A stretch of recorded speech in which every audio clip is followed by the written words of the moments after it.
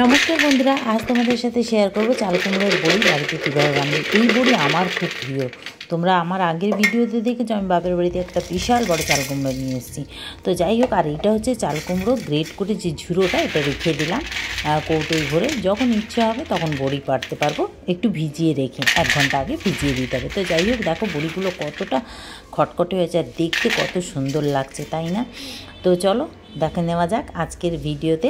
কিন্তু তার আগে বলে দিই, আমার চ্যানেলে যারা নতুন আছে, এখনও যারা সাবস্ক্রাইব করেনি প্লিজ সাবস্ক্রাইব করো, বেল আইকন বাটনটা অবশ্যই প্রেস করবে আমার নিত্য নতুন রান্নার ভিডিওর আপডেট পাওয়ার জন্য। তো এই দেখো চাল কুমড়োটা মেয়েদের কাটতে নিই, তার ছেলেকে দিয়ে দুফালা করে নিয়েছি।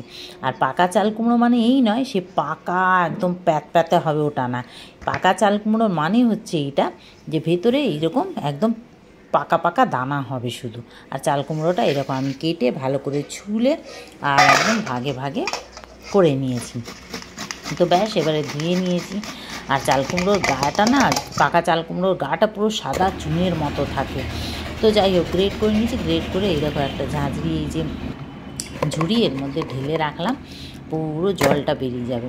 তো জলটা বেরিয়ে গেলে এই দেখো আরও জল প্রচুর রয়েছে। এবারে এইটাকে ভালো করে এইভাবে কিছুক্ষণ রেখে দেবো। আর কত জল বেরিয়েছে দেখো, দেখেছো কত জল।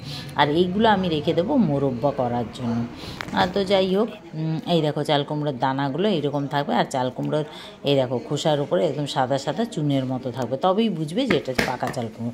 তো এই দেখো হাফটা আমি গ্রেট করে নিলাম দানা সমেত। আর এই দেখো একটা সুতির কাপড়ে বেঁধে, সুতির কাপড় হোক ওড়না হোক, দেখো এটাকে এবার বেঁধে এইভাবে রেখে দেবো।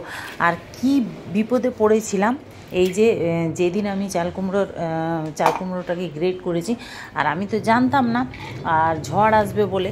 তো যাই হোক, চাল কুমড়োটাকে গ্রেট করে ওইভাবে ঝুলিয়ে আমি রেখে দিয়েছিলাম 2 দিন। তো 2 দিন পরে এই দেখো বড়ি যেদিন দিচ্ছি সেদিন মঙ্গলবার, সেদিন খটখটে রোদ, পরের দিনই ঝড় আসবে দানা। এবার জানবো কী করে বলো? আমি জানতাম না, সত্যি বলছি জানতাম না।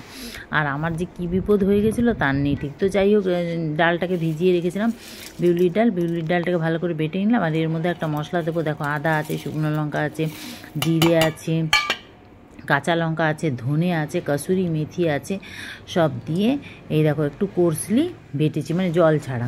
আর এই দেখো এটাও খুব সুন্দর একদম জল ঝরে গেছে। দিয়ে ভালো করে এটাকে ভালো করে চটকে মেখে পুরো ফেটবো। আর একটু হিংও দিয়েছিলাম, আর এই দেখো হিংও দিয়েছিলাম একটু। দিয়ে এই মশলাটাই হচ্ছে মাস্টের, এই মশলাটা কিন্তু এর মধ্যে খুব দারুণ একটা সেন্ট আনে। তো যাই হোক, এ দেখো খুব ভালোভাবে ফেটে নিচ্ছি।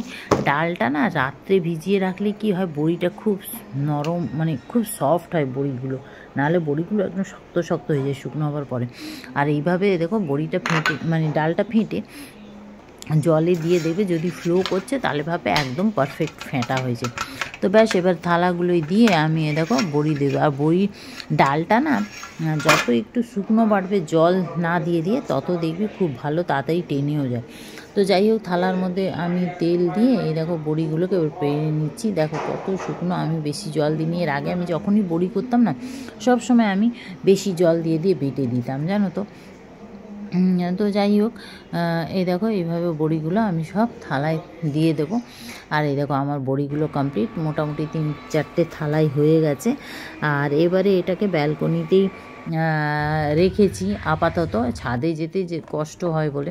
তো যাই হোক, ছাদে গিয়েও দিয়ে এলাম। আর দিয়ে আসার পর এইবারে দেখো এগুলো 2 দিন তো এই ঝড় বৃষ্টি হয়েছে। আমি কি করলাম বলো তো, ছাদে দিয়েছি, দেবার পর 2 দিন তো বৃষ্টি, ঘরের মধ্যে আর রোদ লাগলো না। তখন আমি কি করেছি, আস্তে আস্তে খুলে পাখার হাওয়ায় এগুলোকে শুকনো করেছি। শুকনো করে আবার যখন রোদ হলো 2 দিন 3 দিন পর, তখন আবার আমি রোদে দিলাম, জানো তো। এই দেখো ভাগ্যিস খুলে দিয়েছিলাম। আর এই দেখো পুরো আমার বড়ি কমপ্লিট একদম, দেখো কত খটখটে হয়ে গেছে। ব্যাস, এটা সারা বছর জুড়ে খাবো, আরও বানাবো। আমার এই বড়ি খুব ভাল লাগে। নিরামিষের দিন না, যখন কিছু না থাকে তখন এই বড়ি আলু বেগুনের তরকারি করলে না হেভি লাগে। আর এতে কী বলতো, সব রকম মশলা দেওয়া আছে। এতে আলাদা করে রান্নার সময় কোনো মশলা না দিলেও চলবে, শুধু জাস্ট যারা পেঁয়াজ দিয়ে খাবে পেঁয়াজ দিয়ে একটু ফোড়ন দিয়ে টমেটো দিয়ে রান্না করলেই হয়ে যাবে। তো যাই হোক, দেখো গ্রেট করা ঝুড়োটাও রেখে দিয়েছি, কৌটোয় ভরে রেখে দেবো।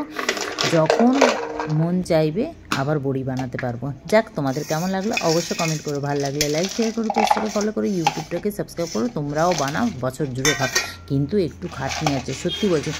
একটা কথাই তো আছে বলো, খাটনির ফল পিঠা যায় না। একটু কষ্ট করলেই কিন্তু মানে কেষ্ট পাওয়া যায়।